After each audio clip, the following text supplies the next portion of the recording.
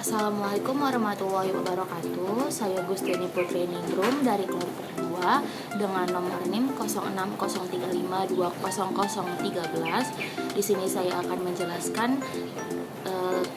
salah satu tokoh filsafat Yunani, yaitu Plato. Plato lahir sekitar 427 sebelum Masehi dan meninggal sekitar 347 sebelum Masehi. Plato adalah seorang filsuf dan matematikawan Yunani, penulis Philosophical Dialogues dan pendiri dari Akademi Platonik di Athena, sekolah tingkat tinggi pertama di dunia barat. Ia adalah murid Socrates. Pemikiran Plato pun banyak dipengaruhi oleh Socrates. Plato adalah guru dari Aristoteles. Karyanya yang paling terkenal ialah Republik, adalah sebuah karya filsafat dan teori politik yang berpengaruh karya filsuf Yunani Plato yang ditulis sekitar 360 sebelum Masehi, yang di dalamnya berisi uraian garis besar pandangan pada keadaan ideal. Dia juga menulis hukum dan banyak dialog di mana Socrates adalah peserta utama. Salah satu perumpamaan Plato yang termasyhur adalah perumpamaan tentang orang di gua. Cicero mengatakan Plato scriben est mortus, meninggal ketika sedang menulis. Ciri-ciri karya Plato. Yang pertama, bersifat Sokratik. Dalam karya-karya yang ditulis pada masa mudanya, Plato selalu menampilkan kepribadian dan karangan Sokrates sebagai topik utama karangannya. Yang kedua, berbentuk dialog. Hampir semua karya Plato ditulis dalam nada dialog. Dalam surat, Plato berpendapat bahwa pena dan tinta membekukan pemikiran sejati yang ditulis dalam huruf-huruf yang membisu. Oleh karena itu, menurutnya, jika pemikiran itu perlu dituliskan, maka yang paling cocok adalah tulisan yang berbentuk dialog. Pandangan Plato tentang ide, dunia ide, dan dunia indrawi. Sumbangsi Plato yang terpenting adalah pandangannya mengenai ide. Pandangan Plato terhadap ide-ide dipengaruhi oleh pandangan Socrates tentang definisi. Ide yang dimaksud oleh Plato bukanlah ide yang dimaksud oleh orang modern. Orang-orang modern berpendapat ide adalah gagasan atau tanggapan yang ada di dalam pikiran saja. Menurut Plato, ide tidak diciptakan oleh pemikiran manusia. Ide adalah dunia yang melampaui manusia, maka ide tidak tergantung pada pemikiran manusia, melainkan pikiran manusia yang tergantung pada dunia ide. Ide adalah citra pokok dan perdana dari realitas, non-material, abadi, dan tidak berubah.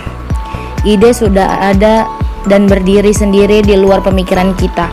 Ide-ide ini saling berkaitan satu dengan yang lain. Misalnya, ide tentang dua buah lukisan tidak dapat terlepas dari ide dua. Ide dua itu sendiri tidak dapat terpisah dengan ide genap. Namun, pada akhirnya terdapat puncak yang paling tinggi di antara hubungan ide-ide tersebut. Puncak inilah yang disebut ide yang indah. Ide ini melampaui segala ide yang ada. Dunia indrawi. Dunia indrawi adalah dunia nyata yang mencakup benda-benda jasmani yang konkret, yang dapat dirasakan oleh panca indera kita. Dunia indrawi ini tidak lain hanyalah refleksi atau bayangan daripada dunia ideal. Selalu terjadi perubahan dalam dunia indrawi ini. Segala sesuatu yang terdapat dalam dunia jasmani ini fana, dapat rusak dan dapat mati. Dunia ide. Dunia ide adalah dunia yang hanya terbuka bagi rasio kita. Dalam dunia ini tidak ada perubahan. Semua ide bersifat abadi dan tidak dapat diubah. Hanya ada satu ide, yang bagus dan yang indah. Di dunia ide semuanya sangat sempurna. Hal ini tidak hanya merujuk kepada barang-barang kasar yang bisa dipegang saja, tetapi juga mengenai konsep-konsep pemikiran, hasil buah intelektual. Misalnya saja, konsep mengenai kebajikan dan kebenaran. Pandangan Cipe Plato tentang karya seni. Pandangan Plato tentang karya seni dipengaruhi oleh pandangannya tentang ide. Sikapnya terhadap karya seni sangat jelas dalam buku Politeia atau Republik. Plato memandang negatif karya seni. Ia menilai karya seni sebagai mimesis. Menurut Plato, karya seni hanyalah tiruan dari realita yang ada. Realita yang ada adalah tiruan dari yang asli.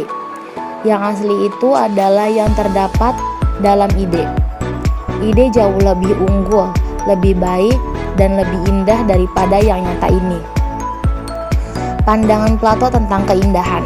Pemahaman Plato tentang keindahan yang dipengaruhi pemahamannya tentang dunia indrawi yang terdapat dalam Philebus. Plato berpendapat bahwa keindahan yang sesungguhnya terletak pada dunia ide.